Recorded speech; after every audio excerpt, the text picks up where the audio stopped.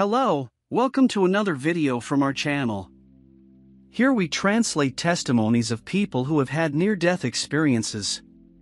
Today, we will get to know Jake's story. He says he died and came back with an incredible message from the other side. If you're not subscribed to the channel yet, subscribe now. Turn on the notification bell to be alerted to every new video. Now, let's listen to Jake's testimony. This account was initially shared on my old Facebook account in July 2021, addressing an extraordinary spiritual experience I had on October 6, 2020. It's an experience that remains mysterious to me to this day. It took me several months to share it with Crystal Shafraniak, and even longer to make it public. Unfortunately, the reaction I received didn't meet my expectations. I'm not sure where I went on that occasion. It remains open whether it was merely a vision or something more transcendental. All I can state is that it wasn't just a mere dream. For a long time, my main conclusion was that I had the privilege of experiencing limitless love and happiness, only to return to this physical world. However, I now understand, especially in light of current global events, the importance of paying attention to the real message that was conveyed to me and implementing the necessary changes in my life. Months later, God revealed the purpose of this experience to me. It didn't happen because I'm someone exceptional. He used the following analogy to explain it to me: if you're in school and are called to the principal's office, it's usually not something positive. The principal trusts the teachers to educate the students. God clarified that He had placed many people in my path to guide me, but I was stubborn and ignored all of them. This led Him to call me to His office. He also emphasized that when He leads people to what I can only call the spiritual plan, He tends to create an environment that suits their comfort and expectations. I could continue to tell this story indefinitely, but God has placed in my heart the simple task of sharing my experience and allowing the reader to draw their own conclusions. Last October, after a week in the hospital, some of you may remember that Crystal found me unresponsive several times. Initially, they couldn't identify the cause until finally some doctors realized that two medications I was taking were incompatible and, when combined, substantially increased the risk of seizures, which eventually occurred. During my first hospitalization, no one identified this drug interaction. I spent a week undergoing a series of tests, culminating in the removal of a weight loss surgery device implanted in my stomach. The surgery was supposed to be quick, estimated at 15 minutes, but complications arose, and the device got stuck in my stomach, necessitating a 2 to 3 hour procedure for its removal. Over the years, I've faced several surgeries, all with anesthesia. In these situations, I had no sense of elapsed time, and the feeling was like traveling through time. I never experienced dreams during these surgeries, but this time, upon waking up, I remembered an experience as real as any other I've had. My dreams are usually strange and surreal, often involving people I don't even know. However, a few minutes after waking up, most of these dreams fade from my memory. But from this experience, I remember every detail and the words spoken, even 10 months later. Now, I will describe this experience as faithfully as I remember it. I found myself prepared and waiting for surgery in a waiting room while the medical team prepared the operating room. I had just signed several consent forms and was somewhat anxious.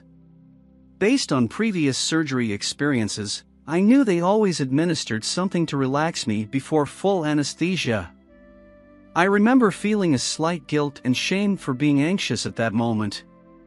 Finally, a nurse came and injected a medication into my vein. Whatever the compound was, it acted almost instantly, making me feel warm and confused. It didn't take long for the anesthesiologist to place the oxygen mask over my face and ask me to start a countdown from 100. I think I got to the number 99. Suddenly, I opened my eyes and found myself standing at the edge of a circular courtyard, surrounded by the most stunning flowers and meticulously trimmed bushes. It was a splendid day, with big, fluffy white clouds scattered across the sky, indicating it must have been around 11 o'clock on a perfect summer morning with a pleasant temperature of 72 degrees. The circular courtyard was paved with large red tiles, and small red cobblestone paths extended in various directions, connecting it to other identical circular courtyards. These courtyards, in turn, had paths branching out to different circular areas, and this landscape seemed to stretch infinitely, with beautiful hills in the distance that seemed endless. All the paths were meticulously lined with perfectly manicured square bushes, and amidst all of this, an incredible variety of flowers exuded a wonderful fragrance. The aroma was so enchanting that I can only find one word to describe it: divine. Only a few might have witnessed that place, and I'm not sure if it still exists. However, the last time I was in Las Vegas, the Bellagio Hotel showcased a remarkable atrium with the most exclusive indoor flower garden I've had the privilege of beholding. It was intoxicating, to say the least, extending to the horizon as far as the eye could see. Trying to accurately describe what I saw is a challenge that concerns me a bit. Everything was so vivid and lush. Oh, yes, I forgot to mention the small streams meandering among the flowers and courtyards, and each red cobblestone path had an arched bridge crossing the streams at some point. It was a flawlessly designed landscape, and I feel that words are insufficient to capture its beauty.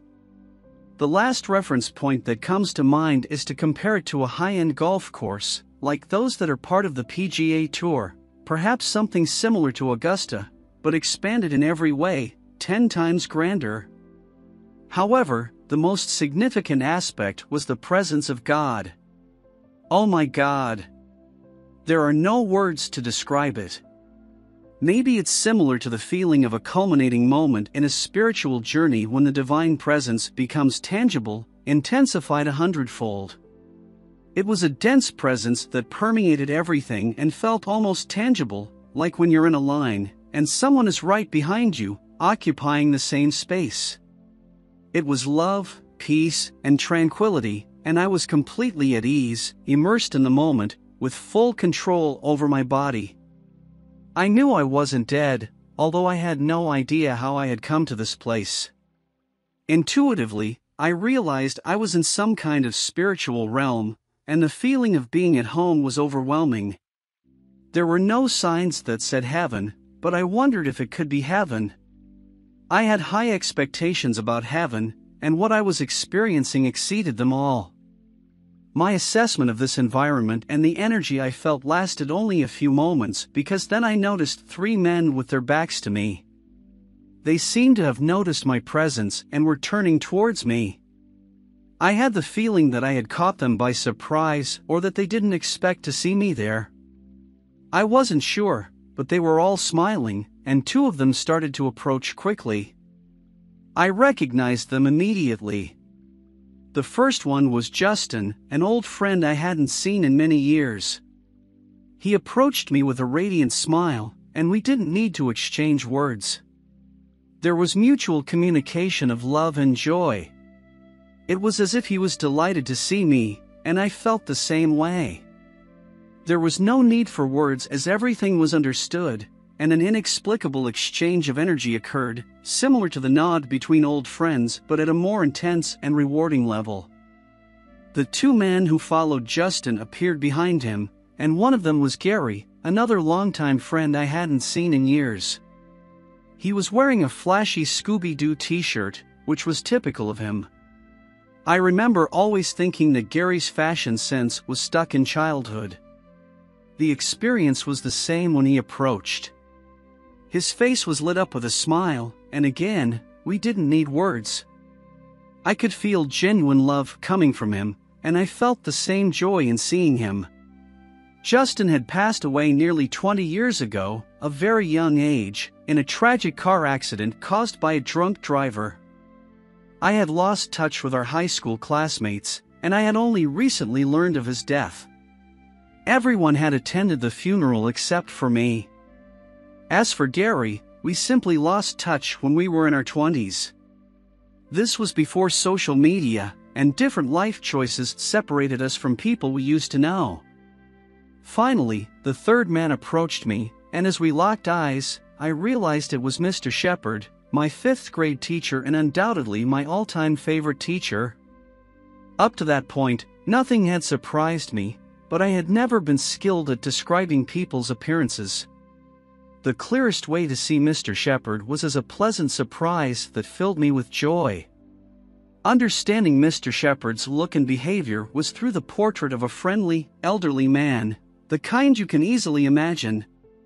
I used to think he resembled the KFC Colonel or Orville Redenbacher when I was 10 years old, although realistically, he was probably between 55 and 60 years old at the time. Clearly, he was in the latter years of his teaching career. We had a similar exchange of energies as I had with my other 2 friends, but this time, somehow, I realized that Mr. Shepard would be my guide in this experience. I never spoke a word to him. It was understood that this was a time to listen and learn, something like a father taking his son on his first hunt, although I was clearly out of my element. At this point, I noticed that Justin and Gary were no longer with us. Mr. Shepard and I began to walk along one of the smaller paths next to a small bridge. He made some comments about how he had enjoyed following my progress in life, although it seemed I was facing some difficulties. I remember checking my pocket and worrying about the location of my phone, even though everything around me seemed physical and tangible. However, I didn't reach out to touch any flowers or anything like that. I forgot to mention that I was wearing my usual at-home attire, consisting of a pair of baggy athletic shorts and an oversized gray t-shirt, although it had been almost a year, and that t-shirt was no longer in my wardrobe. Now, we come to the main message that God wants me to share, without any judgment about its meaning. Much of this message is personal and directed only at me, something I never intended to share, but it's not up to me to decide how this experience and information can bless someone. I am simply following God's instructions, and this message is authored by Him. Mr. Shepard is just a messenger and my guide, and this is the last comment I will make on the subject. It's essential for anyone reading this to understand that while Mr. Shepard was conveying this information to me, the presence of God reached astonishing levels, although I wish I had a richer vocabulary to describe it. As I searched for my phone, even in a moment like this, I worried about it due to my harmful attachment to that device. Mr. Shepard laughed and assured me that there was nothing in my pocket, not even in his own pockets. He explained that the body I saw was not real but an image created for my comfort, as in the spiritual realm, such bodies were not necessary. It was then that he began to talk to me about hell, describing it as a place of such profound darkness that not even the light of God could penetrate. It was a void, completely devoid of divine light. He explained that the veil between the spiritual realm and the physical world was becoming thinner, allowing spirits who had crossed over to easily observe us, although they did so with discernment and respect. He also mentioned that grief is a natural human experience, but that we should not let it consume us, as we will eventually reunite with those we love if we so desire. So, Mr. Shepard began sharing information about future events, stating that the COVID pandemic was just the beginning. He explained that we had caused significant damage to the planet and that this would have negative repercussions on our lives over time. He foresaw a significant shift coming, accompanied by mass confusion and suffering, as the forces of darkness saw the opportunity to spread on Earth due to the evil that was spreading. They yearned to expand their territory and no longer wished to remain confined to their dark realm. At this moment, they presented me with a map of our world, with distinct areas of light and darkness. It did not follow the conventional orientation of our maps, with no discernible borders or markings, making it confusing for me. It was a kind of holographic map, possibly four-dimensional. My mind couldn't fully grasp it. Satan and his legions are preparing for a battle of climatic dimensions. This is not the time for Christians to stockpile weapons and ammunition, but rather to show love and compassion for one another. If self-defense is necessary, so be it, but our principles should not change because of changes in our world. Those who give in to barbarism will not receive blessings. It would be advisable to stockpile food and medicines, and investing in a generator would be prudent, as a moment of total trade collapse is approaching, marking an era of complete lawlessness. Not all who profess to be Christians, but all who have their hearts turned to Jesus, are destined for this moment. God wants all Christians to be more involved in their local churches, sincerely examine their spiritual leaders, and avoid false teachings. The teaching should be grounded in the Bible, not personal opinions. God wants a change in Christians' perception, and there is time for that. He wants Christians to be recognized as great helpers and leaders of the lost. This is the time for people to turn to Christ. I was instructed to share this message, and other people will also receive similar notifications, inviting them to do the same. Mr. Shepherd reached out and took my hand, advising me to abandon sin and reevaluate my priorities. I was so close, but at the same time, it seemed so distant from my purpose at that time. I questioned if I was in the right church. I was informed that both paths were correct, though different, as both lead to the same destination. God had already redirected my path multiple times and would continue to do so, even though I didn't realize how my choices affected unknown people.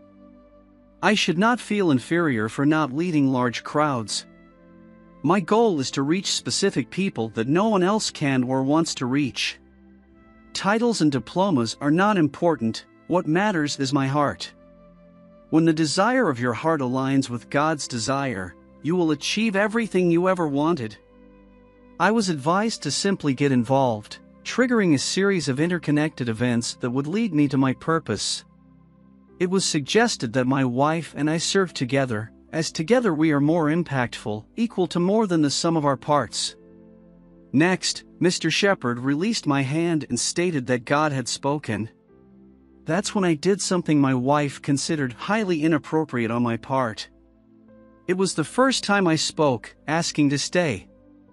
Although he shared all these revelations with me, there was no anxiety or concern, everything was casual and practical. Being immersed in God's love and peace was almost like a drug, and I didn't want to return to the worries and fears I was prone to. In this realm, time followed a different rhythm. Somehow, I knew that for me, it would only seem like a few days until I reunited with Christ.